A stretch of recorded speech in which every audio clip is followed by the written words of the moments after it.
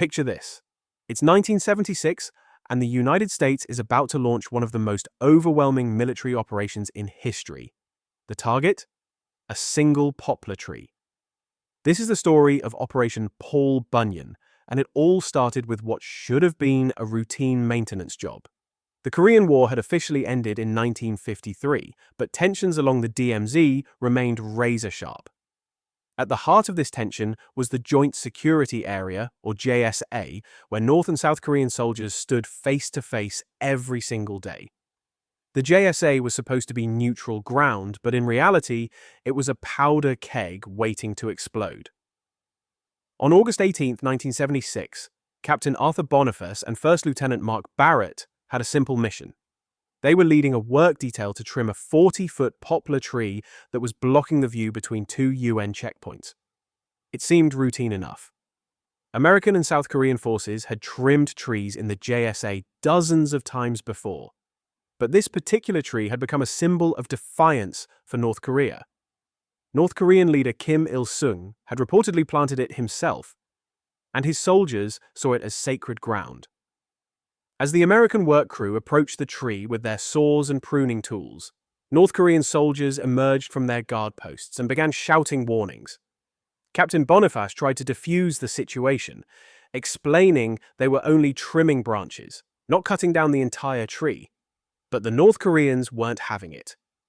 Within minutes, more soldiers arrived, surrounding the work detail. Lieutenant Colonel Park Chul, the North Korean commander, gave the Americans one final warning to stop. When the Americans continued working, Park shouted in Korean, "Kill them all!" What happened next would shock the world and bring the Korean peninsula to the brink of war. North Korean soldiers attacked with axes, clubs, and their bare hands. Captain Boniface was struck in the head with an axe and killed instantly. Lieutenant Barrett tried to escape, but was cornered and beaten to death. 8 other Americans were seriously wounded in the brutal assault. When news of the attack reached Washington, President Gerald Ford was furious. This wasn't just about a tree anymore. This was about American credibility on the world stage. Ford's advisors presented him with several options, ranging from diplomatic protest to full-scale military retaliation. But Ford chose something uniquely American: overwhelming force for a seemingly simple task. 3 days after the murders, Operation Paul Bunyan was ready to launch. The mission objective was deceptively simple: cut down that poplar tree. But the force assembled for this task was absolutely massive. The operation involved over 800 troops, 27 helicopters, and dozens of military vehicles. B-52 bombers circled overhead while F-4 Phantom jets patrolled the airspace. The USS Midway aircraft carrier was repositioned off the Korean coast with a full battle group. Even nuclear-capable forces were placed on high alert across the region. At exactly 7 a.m. on August 21st, the convoy rolled into the JSA. Leading the charge were engineers with chainsaws surrounded by the most elite soldiers America had. South Korean forces took defensive positions while American troops formed a protective perimeter. North Korean soldiers watched in stunned silence as this overwhelming force descended on their sacred tree.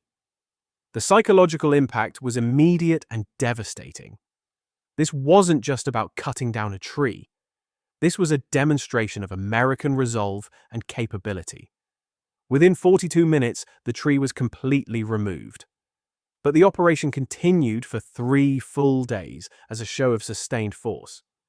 Engineers used the wood to craft souvenirs, turning the symbol of defiance into commemorative gavels. The North Koreans, faced with this overwhelming display, chose discretion over valor. No shots were fired, no additional lives were lost. The tree was gone. North Korea's initial response was predictably defiant, with Kim Il-sung calling the operation an act of war. But behind the scenes, even the North Koreans were impressed by the scale of America's response. Within days, North Korean officials issued a rare statement expressing regret for the incident. This was the closest thing to an apology the world had ever heard from North Korea. The operation became legendary in military circles for its combination of overwhelming force and restraint.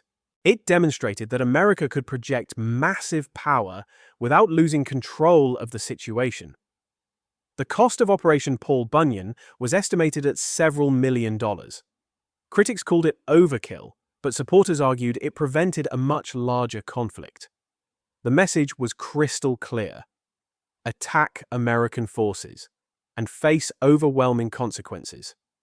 Today, the site where the poplar tree once stood remains clear. A small monument marks the location where Captain Boniface and Lieutenant Barrett died. The JSA has been redesigned multiple times since 1976, but the lessons of Operation Paul Bunyan endure. Military strategists still study the operation as a masterclass in proportional response. It proved that sometimes the best way to prevent war is to demonstrate your overwhelming capacity to wage it. The poplar tree that started this crisis was gone, but its legacy lived on in military doctrine. Captain Boniface and Lieutenant Barrett were posthumously awarded Bronze Stars for their service. Their sacrifice wasn't in vain. It led to new protocols that helped prevent similar incidents. The DMZ remains one of the most heavily fortified borders in the world. But Operation Paul Bunyan proved that even in the tensest situations, careful planning and overwhelming force could achieve objectives without escalating to full-scale war. Sometimes the biggest victories come not from the battles you fight, but from the wars you prevent. Operation Paul Bunyan remains one of history's most unique military operations. A 3-day show of force that prevented decades of potential conflict, all because America refused to let the murder of 2 officers go unanswered. The tree may be gone, but the lesson remains. Sometimes you have to show overwhelming strength to preserve the peace.